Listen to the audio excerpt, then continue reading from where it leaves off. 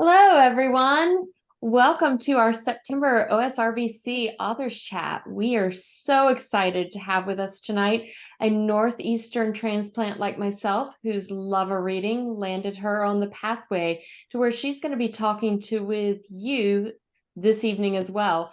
Unlike me, however, she's a very talented writer whose accolades include a Rita, the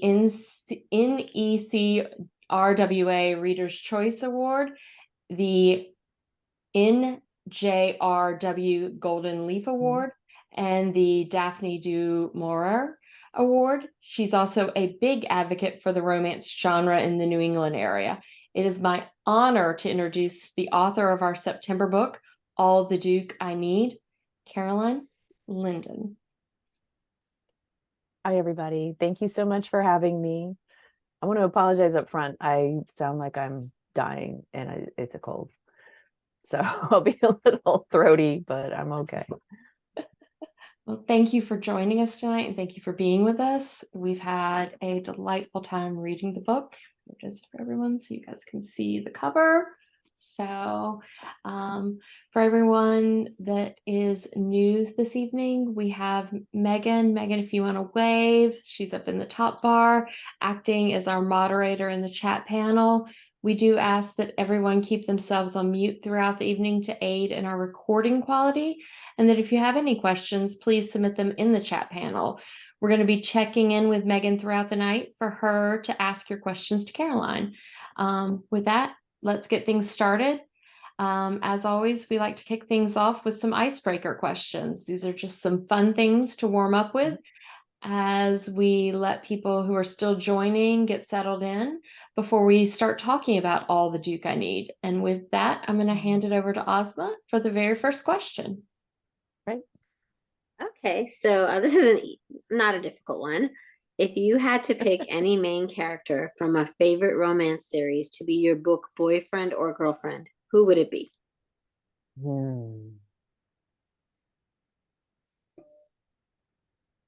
I don't, oh man, that's really hard. I think we're talking male, right?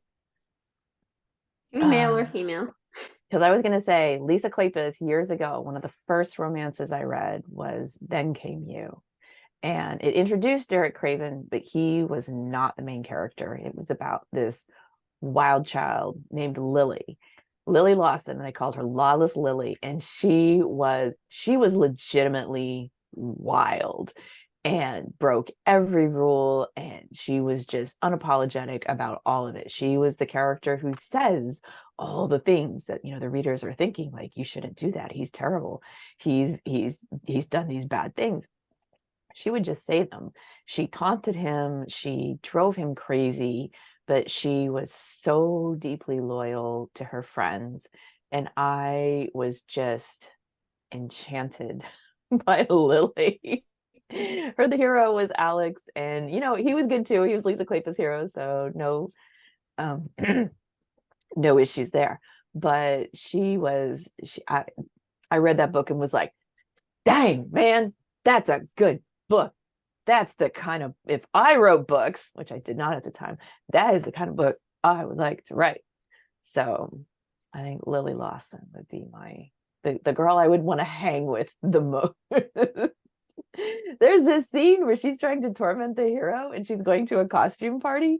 She has an artist paint a snake on her naked body, and then she wears this, basically a veil with a few little clusters of leaves and, I don't know, maybe flowers or something, to hide the really sensitive bits. And she was off to the party this way, like walking in front of him. She holds an apple. She says, I'm Eve. And, you can see like the snake is, the snake of damnation is wrapped around me. And I was like, oh, that's so brilliant. I wish I'd written that scene. So that's mine. Men are harder for me because in a good romance, you like a little bit of everybody. Like, there's so many. How could you choose? And if I were going to choose one particular one, it would probably be one that I wrote, because those guys are like exactly that I want. So, but I don't know which one of my heroes I would choose. I did really like Will in All the Duke I Need. He was definitely one of my favorites. Yeah, I agree with you with Lucy, because Lucy, that was a really, really great, like, in a lot of ways, I feel like you learned more about Derek in that book than you even did in Right? the first book. You have to read both of them if you truly want to appreciate Derek Craven, I You feel. do, but you have to keep in mind, she did not intend to write about him at all. And it was the flood of readers going, where's Derek's book? Please say you're writing Derek Craven's book. And she gave in and wrote it. And of course, it's also excellent and amazing. But I don't know. I liked Derek in Then Came You a little better. Like, she left all the rough edges on. He was a real legitimate bad boy in that book. And of course, what's his book called? Dreams, When Dreams Begin. Is that it? No, Oh, Dreaming of You. yes, Maybe She polished him up a little bit. Okay, this is what he shows the world. When you get him on his own, he's got some in depth and these other things. And I kind of liked him where he was just like unapologetic. Like, I'm king of the underworld. And I don't care. I beat people up and it's fine. So we ask all of our visiting authors this after the topic came up in one of our very first guest books. Do you have a chocolate drawer? If by chocolate you mean all kinds of candy, I do not discriminate. It is the sugar drawer, and there's always something in there. So yes, I guess. Right now, I think it's some Lindt chocolates that I swiped from somewhere. I forget where. Somebody was handing them out, and I was like, "Oh, don't mind if I do." that sounds actually like my drawer as well. And I'm not even right. Well, you're in the mood for different candies, right? Sometimes Yeah. it's good chocolate, sometimes it's trashy chocolate. Sometimes it's Skittles, or my personal fall weakness, which is candy corn. And I know everybody thinks that is really legitimately unhinged, but I love candy corn. I have like 2 bags every fall, and then that's it. Too much of a good thing. So for the next questions is, if you could have a meal with any author from the past, who would it be? Oscar Wilde.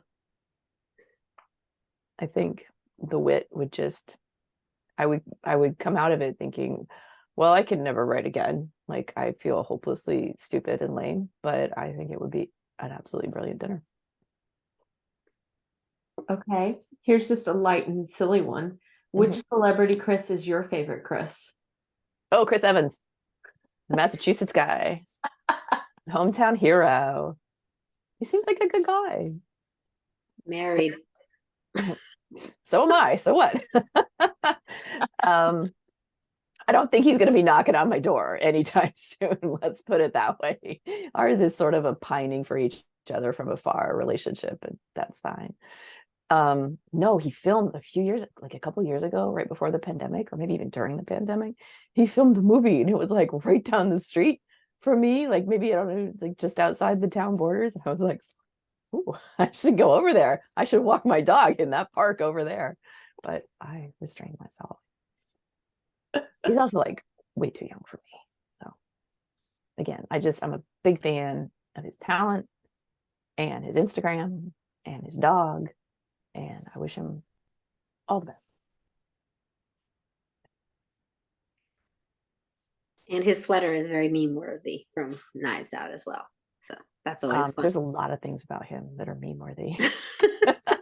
Very true. Yep. I mean, prove me wrong, right? So if you were a shapeshifter, what would be your animal form? At this point, I think I'm about 20% dog hair anyway, so probably a Labrador. I would fit right in to my house, which after a few days away at a conference, I walked in the door and was like, this is unbelievably doggy in here. I don't know if I'm nose blind the rest of the time, or if, everything went to hell in a handbasket while I was gone. But there will be some laundry done. It happens. If you had to be trapped in a house with 5 other authors, a hostage writer's retreat of sorts, who would you Ooh. want to be trapped with? Oh, let's see. So my good mate and plotting partner is Eve Silver. So I would want her there. Who else? Maya Rodale. It was be sure to have come with cocktails and good snacks. And she's a brilliant writer. I would love to have her there. Let's see, who else? Victoria Helen Stone. It's hilarious. And I would like to hang out with her more.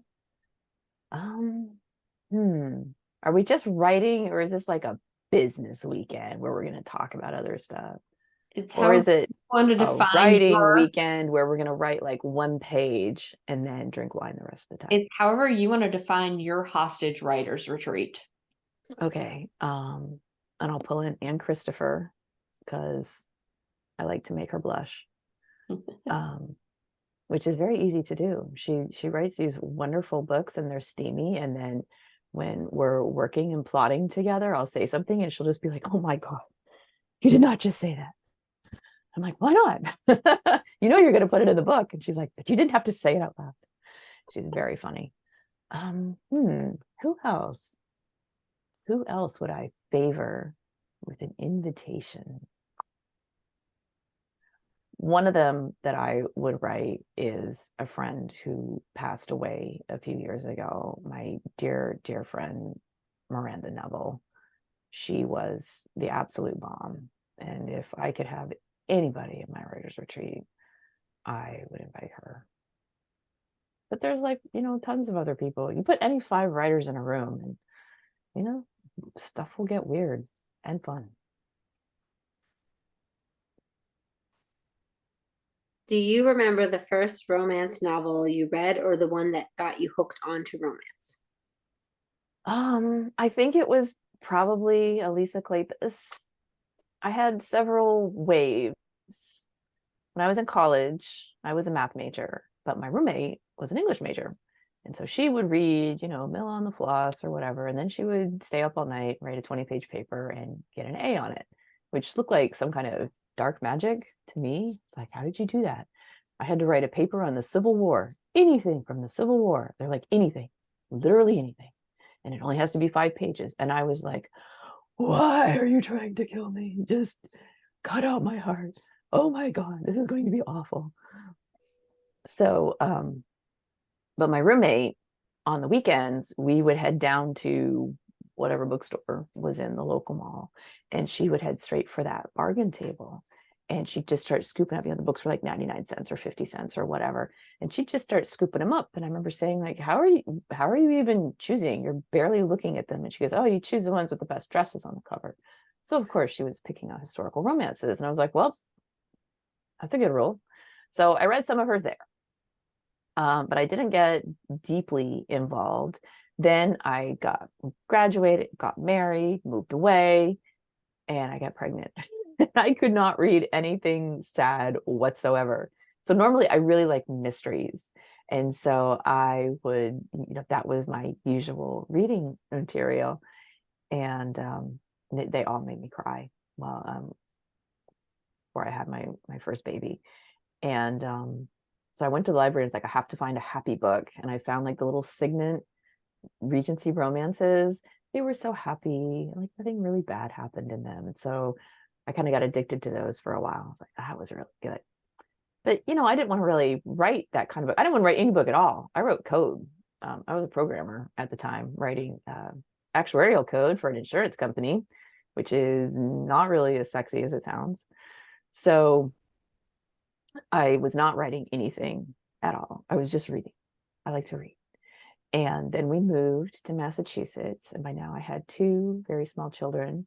And we moved to this town where my husband knew where stuff was, but I did not. I did not know where anything was. And the house needed so much work. at one point we had like no power in the living room for like 4 months because the circuits were so messed up. Anyone who has had an old house where sometime in the 60s people went, oh yeah, I can do all that stuff myself. I don't need no electrician. I don't need no contractor. I don't need no guy who knows how to lay tiles. I'll just do it myself. Everything bad that could be done to a house was done to this house. And over 20 years, we have been slowly, painfully, at great cost, undoing it. So anyway, here I am stuck in this dark house in a town where I don't even know where to go to get out of the house with 2 very small kids. And the only thing I could find was the library, which was 2 blocks away from us. So I would put the kids in the stroller, I would go there, and I would go down the aisles. And I remembered that I really liked the romances. So I would just like go down the aisle, just be like, book, book, book, book, book, like, you know, throw it in the bottom of the stroller and get out of there before anybody had a meltdown. And I know it was probably Elisa Kleypas. I know Julia Quinn was one of the first I read. I think I read Who Wants to Marry a Marquis and was like, who else did I read? I think there was some Victoria Alexander's in there. I read Joanna Lindsay. I can't remember the specific book, but it was just like this cluster of some really classic names, Judith McNaught, and some who were at the time newer and, you know, coming up authors. And I was just like, wow, this is like heaven. And you can take them for free from the library. I love libraries. So yeah, that's where I got started. When I started writing, I again thought I'm going to write a mystery because I still really like to read mysteries. And my mystery tended to focus an awful lot on this guy who might or might not be the villain. And he was funny and he was wicked smart and he was super hot. And finally I was like, okay, so this is really more like a romance with some mystery elements as opposed to an actual mystery. So that's how I got started there on that. But I can't remember the exact book that set it off. I just remember, you know, it was like somebody handed me a big box of chocolates and was like, eat one, you'll like it. And then you can eat the rest of them too if you like it. And I did. So I just kind of gorged myself, and I honestly don't even remember a lot of the names. I'm sure I read people who aren't even writing anymore and love their books. This was all before anything like Goodreads or any kind of book tracker. So, you know, I read it and did not keep notes. So it just went back on the shelf or, you know, to the used bookstore or back to the library, and I moved on. So I don't know, but I read a lot. Oh, I completely understand. I started reading them when I was like 10, and like you didn't track anything then. So it in, out, gone. So completely understand. So I guess when I was younger, our library, I remember our library when I was a kid, they didn't even have barcodes on some of the books, like the little Harlequins. And so they were just on a rack, and you just basically told the librarian, yeah, I'm taking 2 of these. And she would click her little thing. And so it never showed up on your record. Excuse me. So I figured out that I could do this like behind my mother's back. So I read some of those at a probably inappropriately young age, but I'm sure I missed a good 2/3 of what was going on in those books. okay, I think we've made people wait long enough. Let's chat about All the Duke I Need. Okay. Caroline, I know we brought this up to you when we first approached you about picking All the Duke I Need and joining us for the OSRBC chat, but a huge draw for us picking this particular book of yours was your heroine, Philippa. Can you talk to us about your decision and inspiration for having a biracial heroine? Because it isn't something seen often in books set in 1787, even though the East Indian Trading Company played a huge role in real life during that time period. So you're absolutely right. The East India Company was not a force for good, but they were there and they sent a ton of Englishmen out to India. And at some point in the late 1700s, a full third of those men, when they wrote their wills, were leaving money to Indian children, Indian spouses, Indian mistresses. So there was significant interaction. And it wasn't all just, oh, this is my Indian, concubine or whatever, and I don't care about her. A lot of these men brought their children back to England to be educated, especially the boys. They weren't as kind to the girls, but they did send their children back to be educated. And so, frankly, the Regency books set in the Regency in the early, the late Georgian, they really should be filled with Indian people. There should be a lot of them, because there were a lot of people of Indian descent in England at the time. So I wanted to do it for that. I will say that I can tell you exactly why you don't see a whole lot more of it. And it's because I had to fight my publisher for 2 years to get them to approve it. When I submitted the outline for the series, I said, and in the third book, the heroine is half Indian. And my publisher kind of went, oh, why don't we just keep that on the down low for the first 2 books?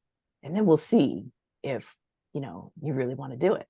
And I was like, oh, don't worry, I'll still really want to do it.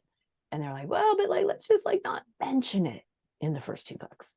So if you read the first 2 books in that series about a rogue and a Scot to the heart, Philippa doesn't appear very much, but there is no clue that she is not ordinary white English girl. And then I just want to say, a big thank you to Bridgerton, which came out and I think opened a lot of publishing eyes to the fact that a more diverse cast would not scare away all the readers. And in fact, it was good. And so I really honestly think that's why they finally greenlit the plot and said, okay, you can do it. I really wanted to do it the right way. I did talk to author friends of mine who are of Indian heritage. And, I said, you should tell me, if this is a bad idea, if I'm not the right person to do this, just tell me now. I trust you. You don't have to worry about it. Just be honest. Tell me, is this the oh honey no moment? And, one of my friends said, she's like, no, I think it's really good. I want you to do it well, but kind of the only, the way that this will become more accepted and more commonplace is if more authors do it and prove that readers like it and readers will appreciate it. So, I hope I did it well. I definitely used sensitivity readers and beta readers to see. I did a lot of research about India and really tried to get the era right, or at least close enough. So yeah, I loved it. Philip was one of my favorites, one of my favorite heroines. I just thought she was kick-ass. She was smart. She was in a foreign environment in a lot of ways, but she also grew up there, so she was at home and she was the boss on that big estate. She was in charge of running it. And so that was the other thing I wanted to flip. I really wanted to flip the power dynamic. She's basically Will's boss in the book. She could have him fired. She tells him what to do, and they both know it. So I did really like that part of it as well. We really enjoyed that too. So oh, good. Yeah, no, very thoroughly enjoyed seeing it. So it's definitely everything we wanted. So was very excited about it. So trying to take a quick look at the chat here. Oh yeah, they're making comments about that it wasn't mentioned in the blurb at all, and that yeah, I did have to actually go digging down into the Goodreads and reviews to actually find that. And when I saw that detail, I was like, I did lots of research to find that the heroine was half Indian. And then I was like, yes, that's the book I want. When we were doing our research of I knew for a long time I wanted to bring you in, but when I actually did the research of well, what book of yours do I want to read? I was like, well, that's the one I want. Well, So I'm really glad that you chose it. It came out kind of in the pandemic, so I think it was a little bit, it didn't quite get, the exposure that it could have. But I wanted to put her on the cover. I sent them several pictures I was like, this Indian actress is beautiful. How about somebody who looks like her? And they're like, no, we want a dude. And I was like, okay, like that's fine, but it would be so cool because it's the Georgian era and they've got those beautiful dresses. I sent them this image of a woman in that beautiful dress, like sitting on the steps looking up from underneath, like one of those big straw hats. And I was like, how about this would be so gorgeous. And they're like, no, dude. So I didn't have I didn't have cover approval. I mean, they worked with me once I accepted that it was going to be a dude. I said, okay, well, how about this dude? And you try to work with them as much as you can, but like they have final approval over everything. So it wasn't done necessarily the way I would have done it, but that's the way it goes. Yeah. But I am very proud of her being Indian. I worked really hard on getting her. I hope I got her right. I certainly loved her and I thought she was a great character. And, I heard from a few Indian readers after the book came out. One of them told me I got something wrong. And I was like, okay, good to know. I always get something wrong. So I'm glad it was a minor detail, something about the jewelry that was described. And I was like, okay, I can live with an error in the jewelry, even though I did research that. And I hate to make mistakes like that because it is something you can learn. There are some things you will never be able to figure out about a historical era, but oh well. Anyway, I did get feedback that people liked seeing not just another white girl. And so that I really appreciated that. It was nice to see because it does make sense historically to have that. And Mhm. honestly, jewelry, it's different per region too. So that can be a different. No, honestly, so it's like people read it, it's so different per region in that Yep. area. So I don't really, it's fine. It's pretty. Well, I had seen a picture of something very similar to what I described. Like that's the thing about my books. I'm a total nerd. So if I describe something, a Yeah. house or a dress or shoes, in one of my books, I really described these shoes, and like I had a picture of the exact shoes I was talking about from a museum. Like I like doing that. And so I did have a picture of the jewelry, and like you said, it does vary enormously. And so I just kind of crossed my fingers and was like, No, oh, because it was more similar to, like, I'm from the Punjab area, my Mhm. family, and so our jewelry is more similar to that. But if you're from different areas, it's so I think that's the thing too, because like it just I think depends on that as well. Because I Right. liked it. But Oh, good. another thing that we were very intrigued by was you used Gulliver's Travels to lay breadcrumbs through the story in a really fun way. Mhm. Is there a reason why you picked that particular story to be the childhood favorite of the Duke and his siblings? Because I'm a total nerd. And I said, what would be like the greatest? So I knew that the dad, obviously, I knew that, spoiler, like Will's dad was still alive. And I knew he had left and not come back. And I was like, what would he have been like? He would have loved adventure stories. And that's, the early 1700s, when they would have been small, young kids reading books, was full of adventure novels. Robinson Crusoe and Gulliver's Travels were only two of the most famous ones. There were tons of others. I cited another book that was real, the Adventures of Roderick Random. That's totally real as well. You can go read that on Google Books, which I did.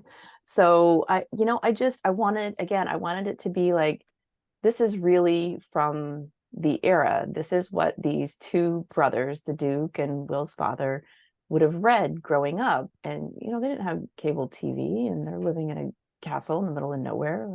Of course they would have acted it out. Of course, like kids everywhere have done that, right? Like that's behind the whole Narnia series, right? Kids are bored and they're stuck at home and they start looking for adventure and quests. So I think for me it was just, I've always liked Gulliver's Travels. I've always thought it's like amazingly adventurous for a book of the time. And then, well, you think that until you realize, oh yeah, that was written kind of during like the golden age of pirates, when literally anything went and all kinds of crazy stuff happened. So I like old literature, so I had a good time picking Gulliver's Travels and trying to choose what scenes I wanted to indicate that, there was this shared knowledge between the Duke and Will, and it was kind of like key to the Duke's memory as well. But it would just be this like, really kind of like deep bond that they didn't even know that they had. And when they discovered it, it would be, it would just like kind of reinforce that like these two guys they have a lot in common, Will and the Duke, even though it looked like on paper, zero in common. Okay, so you went into this a little bit there with that explanation, but anyone who didn't catch it, this is a spoiler for anyone who hadn't read the book. You gave us that really interesting plot twist with how Will was linked back into the family and to become that heir. You always knew you were going to go the Lord William route versus the Lord Thomas path. You just confirmed it, correct? Oh yeah. Oh, okay. When I sat down so I tend to write a whole series at a time. I tend to plot it out. So like before I started writing anything, I knew what the plot of book 1 was going to be, a fortune hunter who marries an heiress. I knew what the plot of book 2 was going to be, the Scotsman who goes home to say, hey, good news, our fortunes are about to take a dramatic rise, and he gets waylaid by, something there.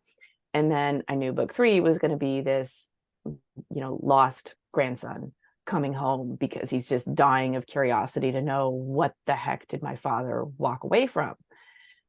Actually, the very first thing I wrote for this entire series was a scene between Will and the Duchess when the Duchess figured out who he was. And I ended up throwing it out because in that scene, originally I was going to have the Duke die at the end of the book. And then as I wrote this book, All the Duke I Need, I was like, I like this guy. I like Johnny. He's hilarious. He's so sweet. I want to keep him around. So he doesn't die in the end, which is why the title is a little bit of a joke in that Will is going to be a Duke, but he's not. So yeah, publishers really like to have the word Duke on their cover. And I was like, well, but there's, the only Duke in this story is an old guy who's single and never going to get married. But, I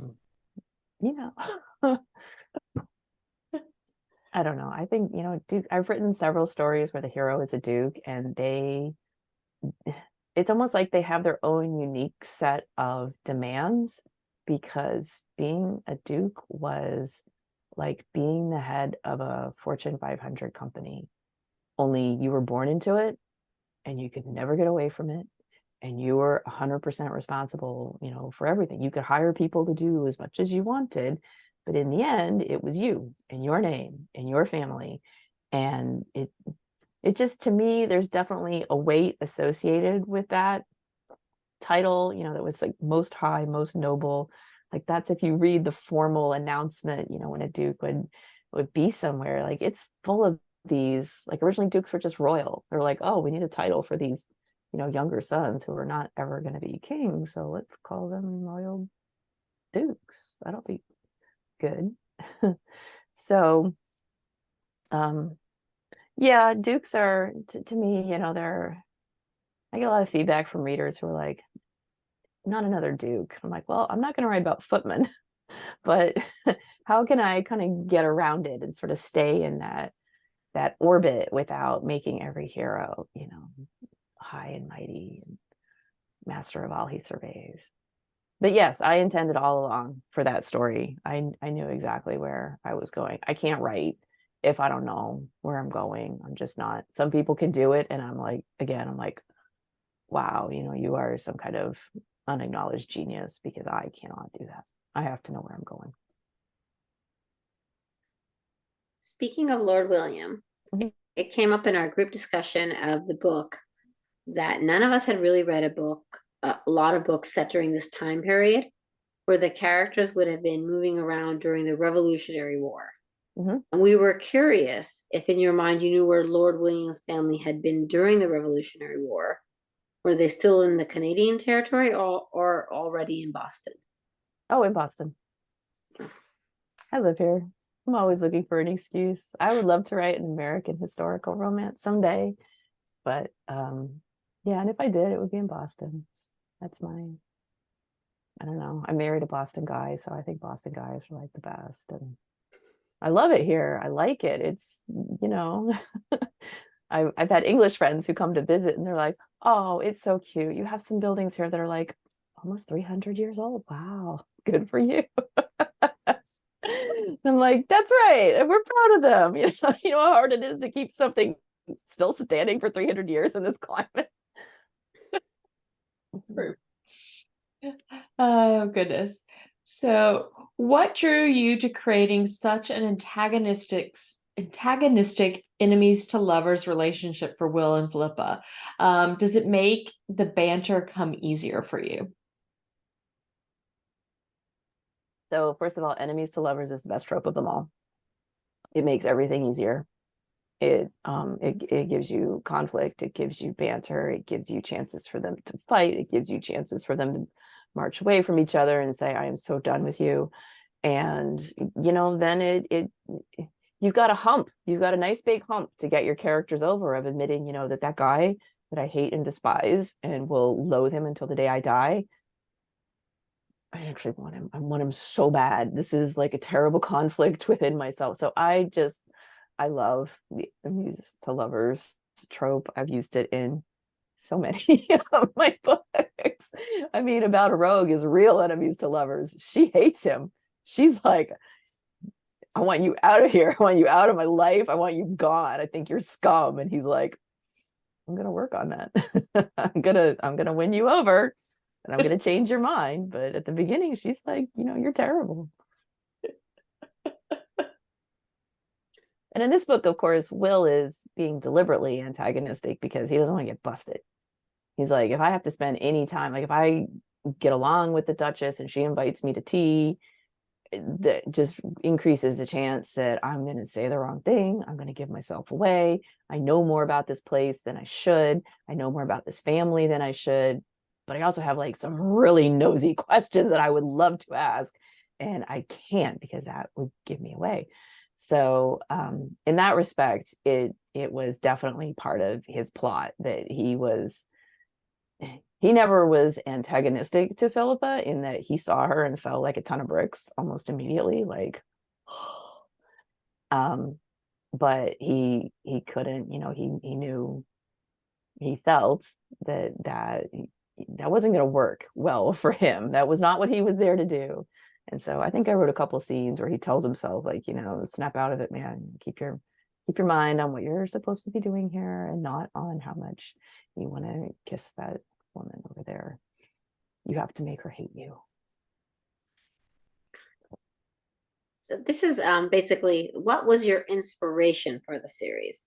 It felt really unique to have characters and heroes linked together in an arcing storyline this way, where each one was so independent of the other. They weren't, it wasn't like a typical, brothers, sisters, cousins, friends.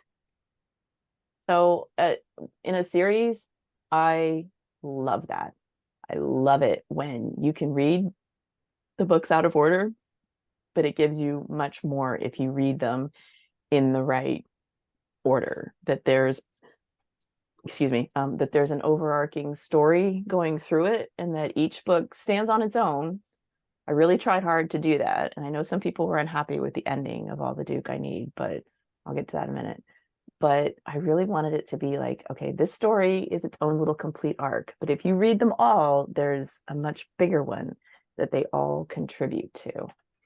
The Unexpected Inheritance is another favorite plot of mine. I love the whole fish out of water thing.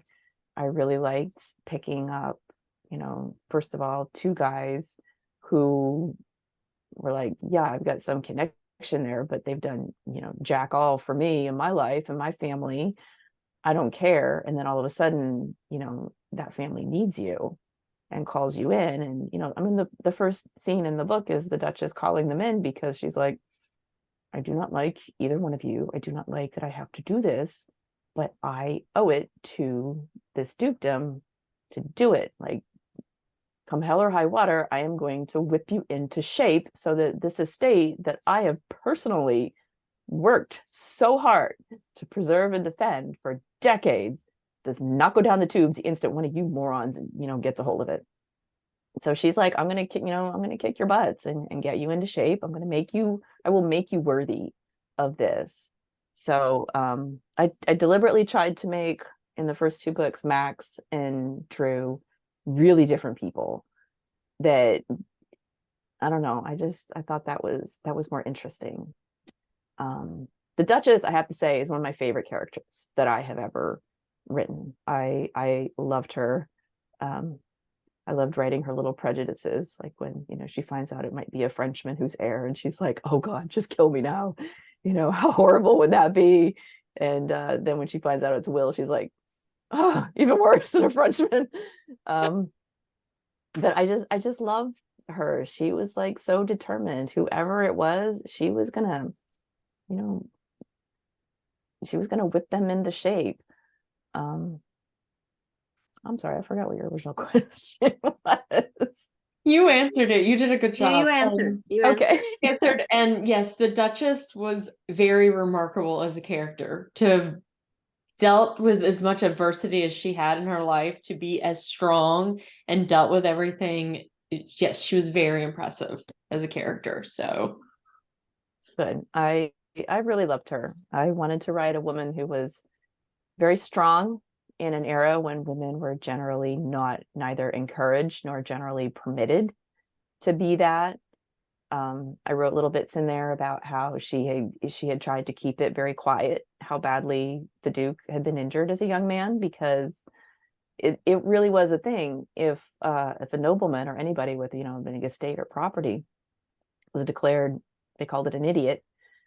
If they were declared basically mentally incompetent, the crown would basically send in like a committee to run that estate and that title. And again, the Duchess was like, no, you are not going to take my son's estate and do that. And so we're just going to keep it very quiet. He's a country, he's a quiet sort. We're just going to stay here, and he'll sign things when he has to, but I'm going to run this estate. So she had to be, kind of devious as well. yeah.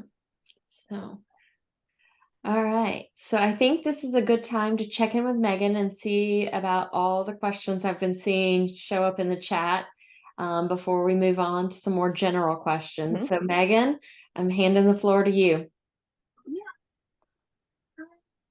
Do you have a favorite time period you like to write? What's that? Do you have a favorite time period you like to write? I know the Regency-ish best. The actual Regency is very short, right? It's only about 10 years. But the Napoleonic Wars, that whole era, is just so, to me, full of story potential. There was so much upheaval going on in society, in the world, in architecture and fashion, and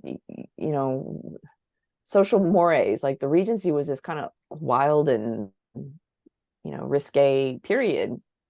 Very much, the Victorians who came in and were like button everything up were very much a reaction to the kind of wild and frisky Regency.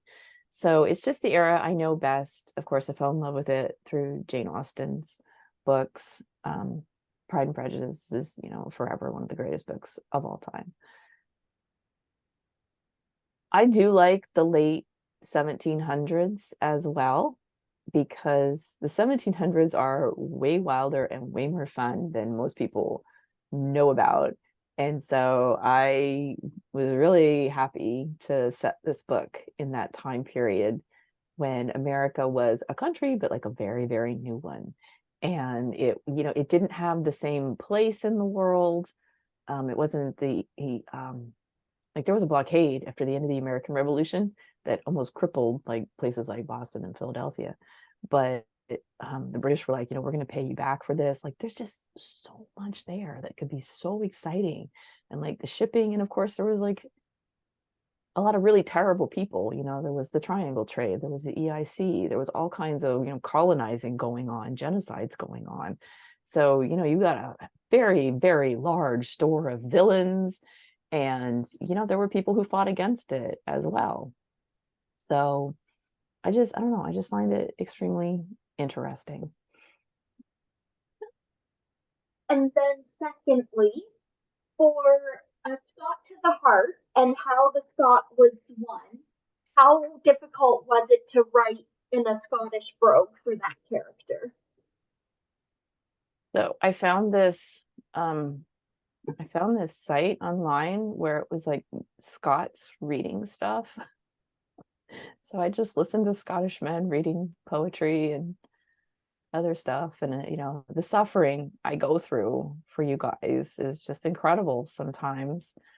I will say I did a ton of research, because after the Jacobite rebellion in 1745, the kilt was banned, and I was like, oh man, how can I write a book set in Scotland without kilts?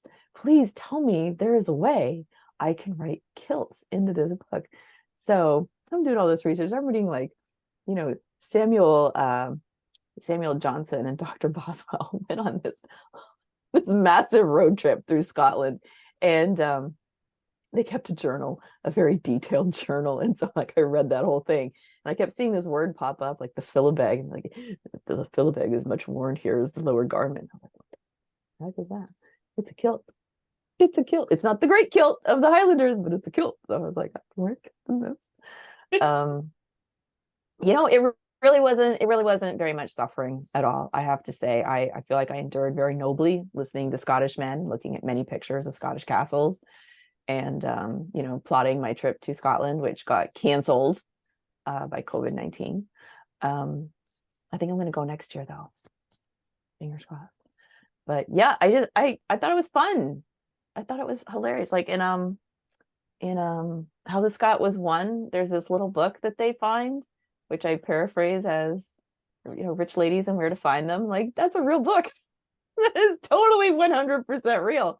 And I was like, that is just so, like, first of all, again, 18th century, way wilder than you would ever think. And also, of course, I'll have to use this in the book. So I loved it. It's set in the Edinburgh of Jekyll and Hyde. So there was also that to read about. There was a trial. The heroine's father, runs into some trouble in A Scot to the Heart, and I totally stole that. That is the trial of the man who was the inspiration for Jekyll and Hyde. But like, it's real. I read the trial transcript. A lot of the things that the dad does, I stole them all. So again, that's how, I'm a big nerd. I'm like, well, this like really happened. Nobody can possibly ding me on the historical research, because this really happened in this town in this year, and there's a transcript of it. So I like doing stuff like that. That entertains me. I hope it doesn't bleed through too much to readers, because I don't want to, I don't want to like be like flashing, saying this is research that I did and made sure to put in. But it definitely is something that I like to do when I'm putting together a book. Thank you. So there are some more that I'm holding on to because we're checking in a couple more times tonight. But Okay. you do have anything, if anyone has any other questions they think of while we're going, feel free to pop them in the chat, and we'll hopefully get to all of them, but we'll see how the night goes. Okay, so last summer you wrapped up the Desperately Seeking Duke series with the Desperately Seeking Duke, the Ultimate Epilogue, which Yes. if people haven't read yet, we highly recommend. If you read the series, this is like the ultimate post-credit scene. I visited every couple, every prime side character. I posted on my Facebook page and in my newsletter, I said, who do you want to hear more about from the series? And so it was generated from reader requests. People said, well, whatever happened to so-and-so? And I put it in the book. So Yeah. So there's I that. hope people like it, because I had a ton of fun writing that. I got some, people were like, why didn't you just put it in the book? I'm like, well, if I put some of this stuff in the back of the first two books, it would be a massive spoiler, because these scenes give away who is the ultimate heir to the Duke, right? So I couldn't put it there. And then I couldn't put it in the back of All the Duke I Need, because it's 22,000 words. It would not fit. So yeah, I just did it. It grew. I didn't think it was going to be that long, but it grew and it grew and it grew. And I had so much fun doing it. I was like, anything I want, I can put in here. So It's delightful. oh, And thank you. I'm so glad you liked it. it's delightful. But this summer you went back and released a final book for your previous The Wagers of Sin series, Fortune Favors the Viscount. What can you Yep. tell us about that? And what was it like revisiting a series after a gap? I mean, you basically put an entire series in between book 3 and book 4 in that series. So the short answer is my publisher didn't want it at the time. So I always kept it in my mind and said, I'm going to go back and do another book in that series. I'm going to take a break at some point, and I'm going to write this book just for myself. And I liked doing it. It was, I don't know, it was just it was a change of pace.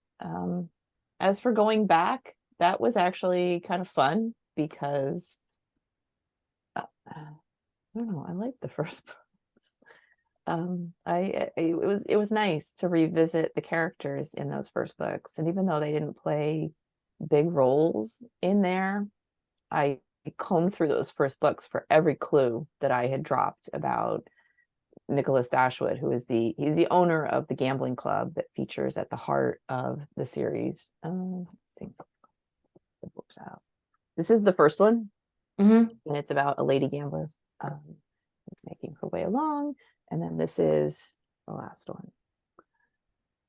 So yeah, I had kind of planned to write it all along, and it just sort of didn't. The publisher was like, look, let's move on. Do you have something new? And I said, okay, I can do something new. And so I did the Desperately Seeking Duke series, but I always meant to go back and write about him. Awesome. So this is a question that comes from social media. Yeah. What is your favorite thing about writing historicals? I mean, everything. It's so, my opinion is every novel you read is a writer's fantasy world, whether it says historical fiction or mystery or white or actual fantasy on the spine.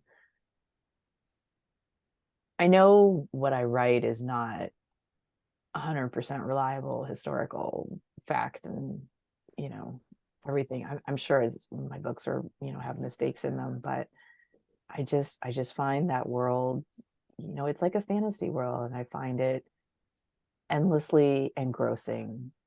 One thing that always jumps out at me is that it's not nearly as different from our world as we think, that people are people and always have been. And so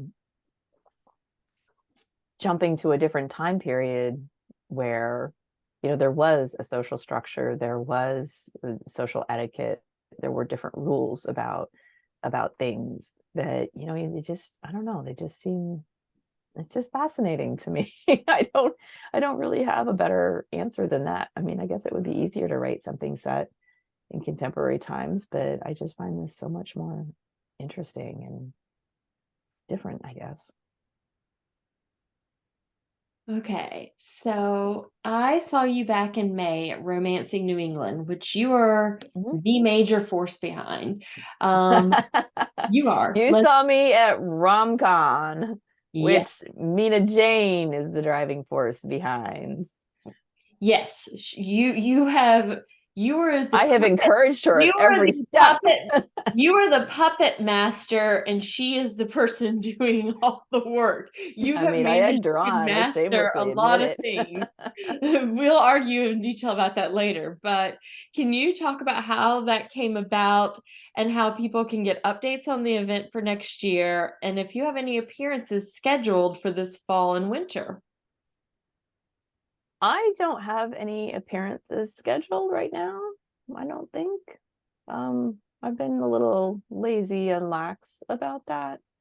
But if you want to know about the RomCon, which there will be a third one next spring. I'm pretty sure it's in May, but I forget the date. I think the date has already been set.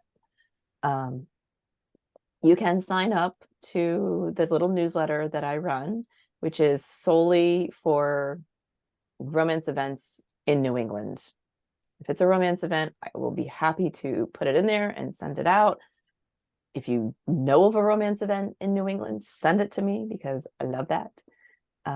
It's called there's a link on my homepage of my website, carolinelinden.com. If you just scroll down, you'll see a picture that says Romancing New England, and that will take you to the page that shows all the events. You don't even have to subscribe. If you want to just look at the page, you can. But this there is a newsletter that goes out once a month, and it started because I did an event several years ago at this point with who was there? Eloisa James and Sarah McLean, maybe. And it was at Porter Square Books on a very raw and cold February evening. And the place was packed. If you've ever been to Porter Square Books, you know, like the middle of their store is a whole bunch of bookcases, but they're on wheels, so they can be moved around. They kept pulling out rows and rows of bookcases because people were just coming in. The store was full. And for people outside of publishing, New England has a very bad rap as being anti-romance, that it's not friendly, that books don't do well there, that, you know, why would you bother to send a romance author to New England? Nobody will come. And I looked at this room where easily 100 some people had packed in, again, on this really nasty February day. People told me they drove from Cape Cod, which is at least an hour, probably more like 2, in this terrible weather, just to see these authors. And I thought, the romance readers are here. They just don't know about the events. Like, I never heard. There was no source for finding out unless you happen to hear about it at a particular bookstore. And I thought, well, I'll make my own mailing list. And so, you know, it's got a few hundred people on it now, but I do it every month. It's just my own individual labor of love, I guess, service to the romance readers, like the romance reader like me who never met another author until I think I sold my first book, and finally tracked down a writers group. So doing events is really fun for authors. We actually, even the really shy and quiet ones, we generally really like meeting readers. So I thought it was just criminal that there was no way to find out about these events. And of course, when people don't know about the events, they don't come. And then publicists say, oh, nobody comes to an event in Boston. Nobody comes to an event in Connecticut. Let's not even bother to go there. I was like, no, the readers are here. The readers are desperate. As soon as they see like an event, they will, you know, flock to it and be like, yay, finally. I mean, the RomCon has gotten a terrific response. And I'll tell you the story, how that came about. Mina Jane, the librarian at the Ashland Public Library, she's a friend, and she was texting me one day and she's like, is there going to be any kind of conference or, you know, like one of those Kiss Cons that, you know, Avon Books did a few years ago before the pandemic? And I said, I don't know of any. I haven't heard of anything. And I listen, like I'm on the email list of every bookstore that carries romance. I get like hundreds of emails. And I was like, no, I don't, you know, I see individual events, I see small events, there's not really anything. And she's like, oh, that's so bad. I miss that. I miss going to, like, you know, the New England Writers Conference, Romance Writers Conference would end with a book signing, and there would be, you know, like 40 or 50 authors there that you could meet. And I finally said, Mina, you have a library. You are a librarian. authors love librarians. If you write to some authors and say, come to my library for an event, they will come, and then the readers will come. And she went, oh yeah, you're right. So I totally like egged her on, but she took up the idea and ran with it and does an amazing job. Like, I'm pretty much just there for validation at this point. She'll say, like, do you think it's too much to do this? And I'm like, nope, you should go for it. 100%. Do it. Mina does obscene amounts of work. Yeah. Not discrediting her, but you are the puppet master in the background doing a lot of poking. I mean, you know, if I'm the You have evil to give genie yourself on her credit for shoulder that. saying, do it, do it, do it. Like, yeah, I'll take credit for that, but I'm not a puppet master. She does not need a puppet master. She just needs somebody to, like I said, you know, egg her on. She's incredible though. She's wonderful. And if you're in New England, you should definitely, you know, look up the rom-con because it's a great event. Yeah. And I know she's already on the hunt for her favorite authors to invite for next year. Donna tried to come get me to come. Hopefully next year my kid won't be doing something in May, so I might be able to. Those kids and those things. Yeah, I understand. That struggle is definitely real. Let me see if I can flip through my email and see if I can give a hint to you about the date. Let's put the link to Romancing New England in the chat for everyone. So if you guys want to look there for that. So you want to go ahead and ask that one? Oh, sure. Sabrina is out of town, so Mhm. that's the reason why Ozma's going to be asking this Yes. one. So Okay. one of our good friends, who is a core member of this group, Sabrina, she was fascinated. Fascinated actually doesn't cover it. She was ecstatic to discover that has a similar academic background and career background with you. She's was so excited to find out that you were a fellow math major, and she wanted to know what the initial transition was like when you started writing. She also wanted to know if you have a favorite theorem. So I just want to say that math was always very romantic to me because the man I married he taught my first calculus class at college. He was a grad student. And he at one point he said, so, you know, if you want to do homework together, let me know. And I pretty much like swooned into his arms because I was in a really hard class at the time. So yeah, people say math and romance, that's so weird. And I'm like, no, it's like totally hot. Perfect combination. A favorite theorem. You're not gonna ask me to prove it, are you? No, she just wants to know what it was. Okay.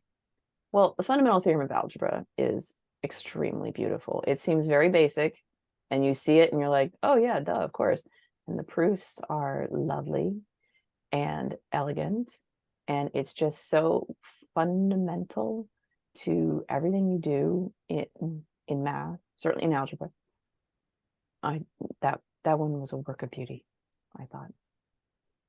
I didn't. Some of the others, it was like, you know, vectors and you're curling your hands, and like multivariable calculus was not my favorite thing. I remember doing a paper on the Alexander Horn sphere for the connected covers, and I don't know. I have some trauma about some of the more advanced classes, I have to admit.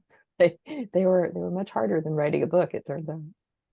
Sabrina will be very excited to hear that because I cannot explain her reaction when Donna was like, oh yeah, she used to be in math. That is just I was. Yep. Absolutely was. And I did not think I would ever write a book. I took one English class in college and I took it pass fail just to be on the safe side. Yeah, her squealing was definitely, she was like, you gotta be kidding me. She's like, oh, I was like, yes, Sabrina, you have actually a lot in common with her. Okay, so I said this to somebody at a Boston Public Library event and they nearly cried on me. A book is a proof. Your theorem is these two people are perfect for each other. And you start with some scraps of information. They hate each other.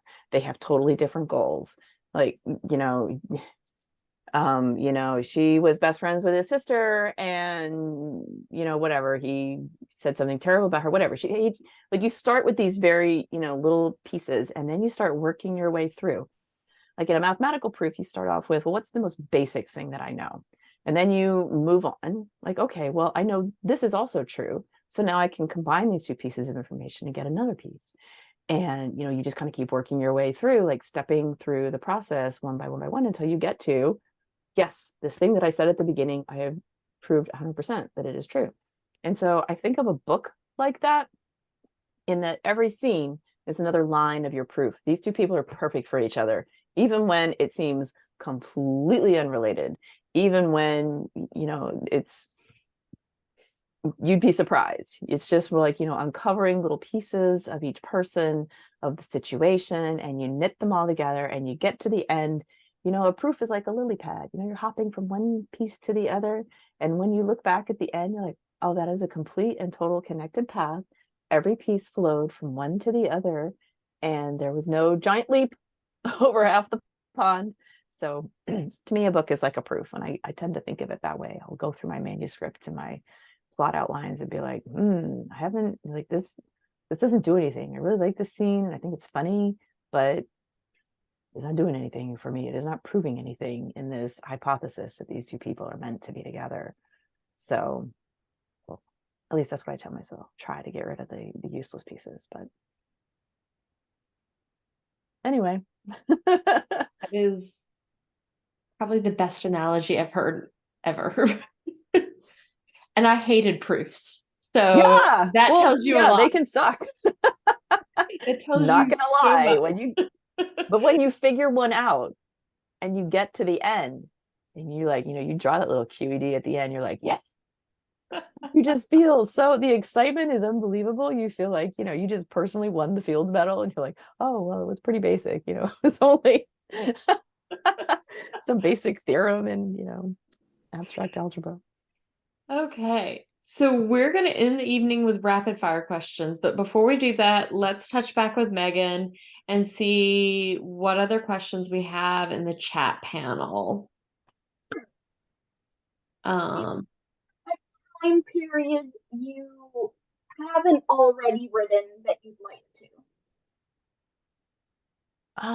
Well, I already said American Revolution era I would like to write. I've started reading a series set in the 1930s.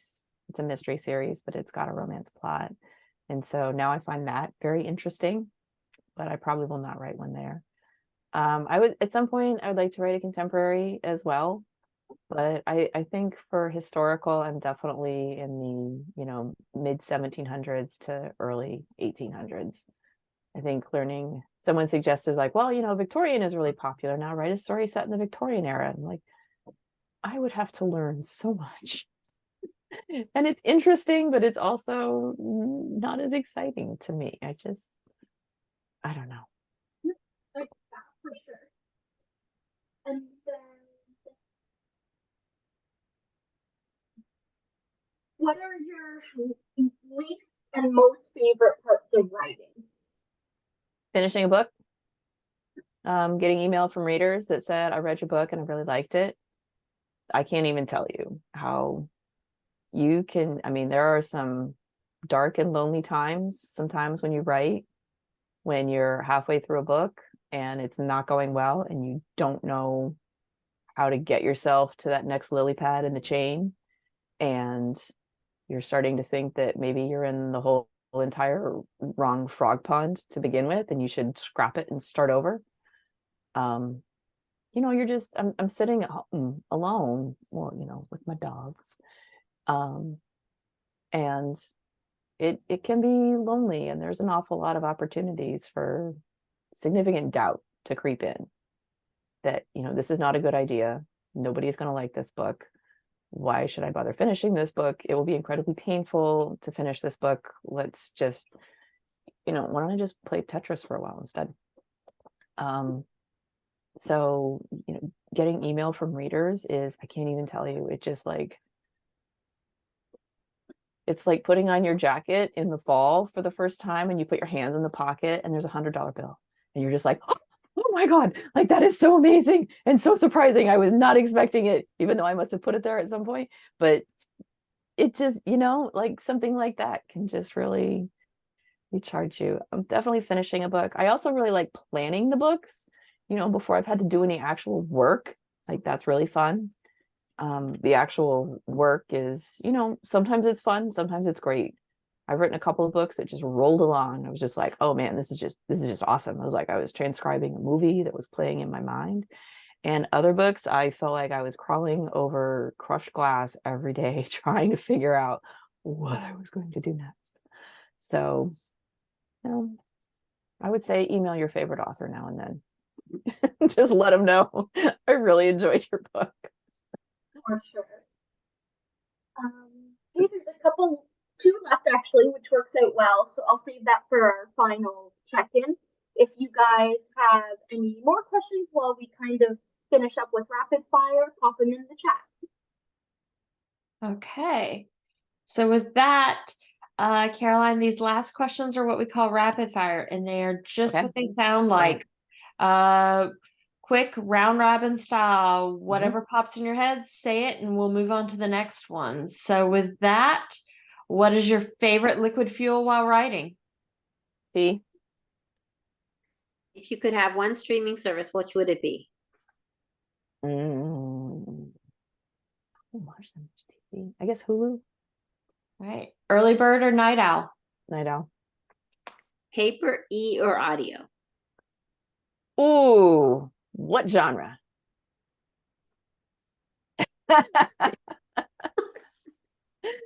It depends. I guess I'll say but really they're all good.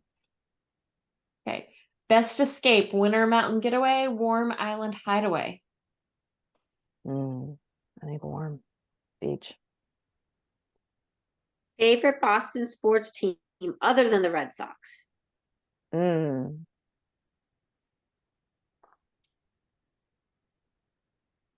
mean, by my marriage vows, I'd probably have to say the Celtics because that's my husband's favorite. He took me to Fenway Park on one of our first dates, and I was like, are you trying to break up with me? And now I'm so converted. Okay. Tall, dark, and handsome, or blonde and beefy? How about dark, bespectacled, and wicked smart?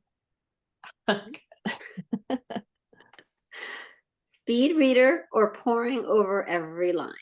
Speed reader. Okay. That's it. Okay. That was easy.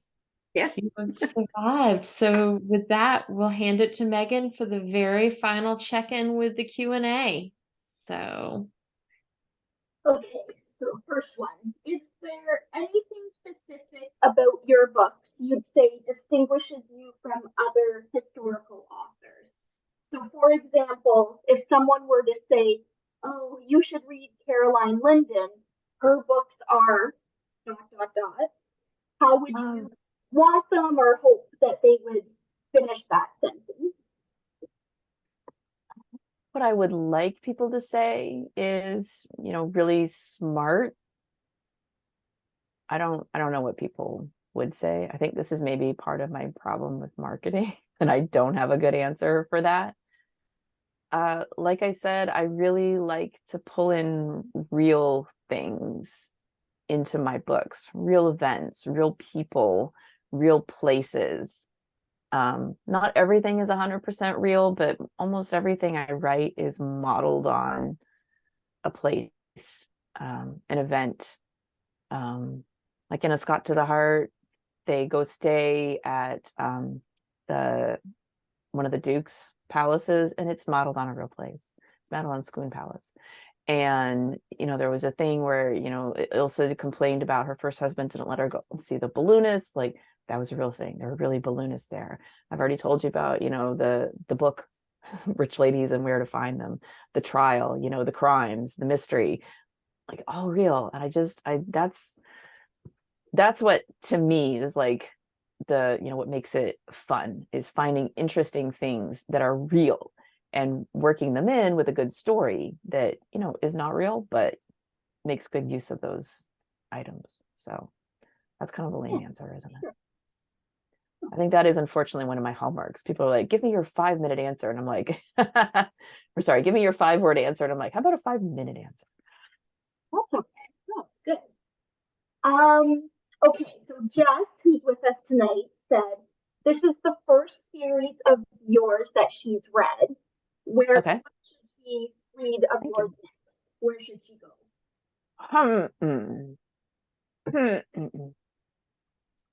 So if you like an overarching plot element, I wrote a series called The Truth About the Duke, which begins with a duke on his deathbed trying desperately to talk to his 3 sons because he has a very dark secret. He was married. Again, this was real. He had a fleet marriage, which was like a, Vegas wedding chapel getaway when he was young and stupid. And there was no real such thing as divorce.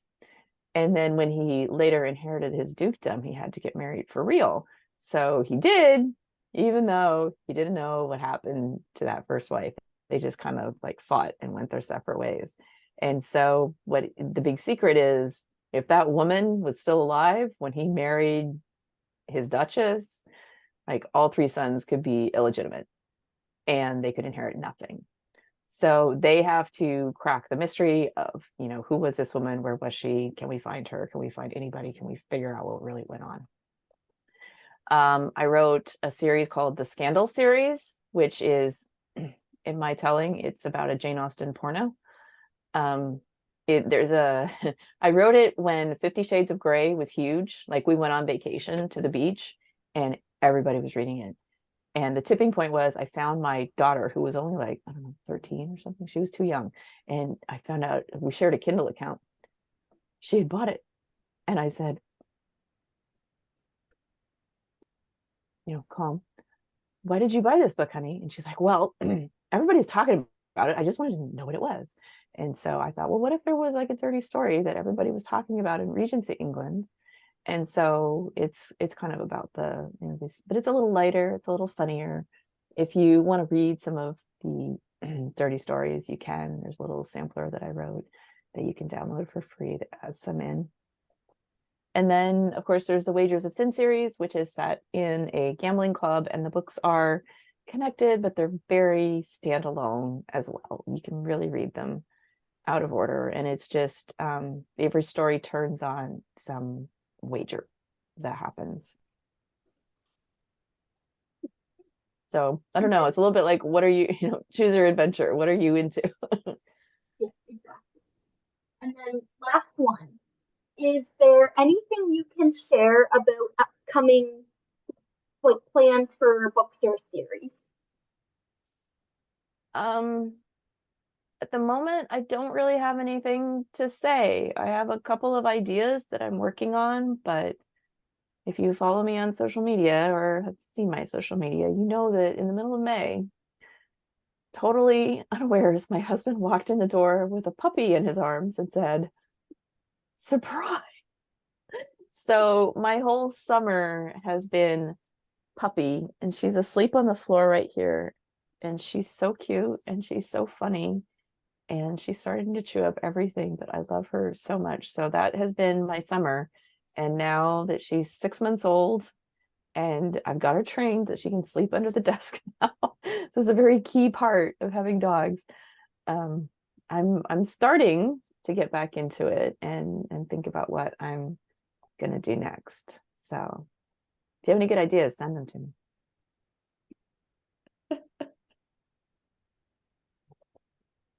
Megan, that was it.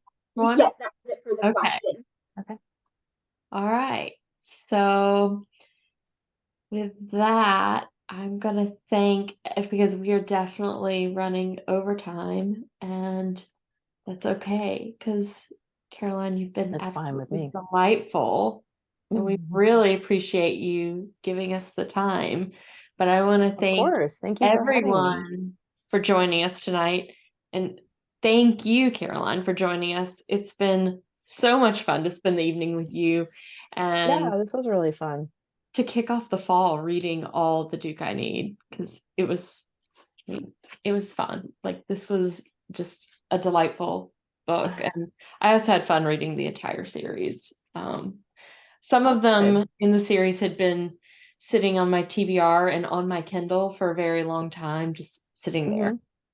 So it was a kick in my behind to get there and finally do the reading. Oh, So And it good. put us back on a historical romance track because we haven't read one in a long time. So this is really a lot of fun. Historical is the best. Well, so since most of us did start with historical romance, this Yeah. was really fun. it was a lot of fun. So thank Good. you so much. So yes, just finished the entire series and all the novellas. So I like I said, I am not short and snappy. I tend to go on and on. Like I get to the end of the book, I'm like, well, there's enough stuff here in the bits that I'm cutting. There could be a whole other novella on the side. How about if I just do that? So most of my series actually at this point have a novella or at least a bonus scene on my website. Yeah, if you ever read a book of mine and you think, oh, I wonder what happens next, you should definitely look on my webpage because a lot of my books have bonus scenes and extras. you say, Jess, I agree. I heart Agnes and Felix too. Their romance was delightful. So Oh, thank you. I'm so glad. I felt like that was kind of a risk having them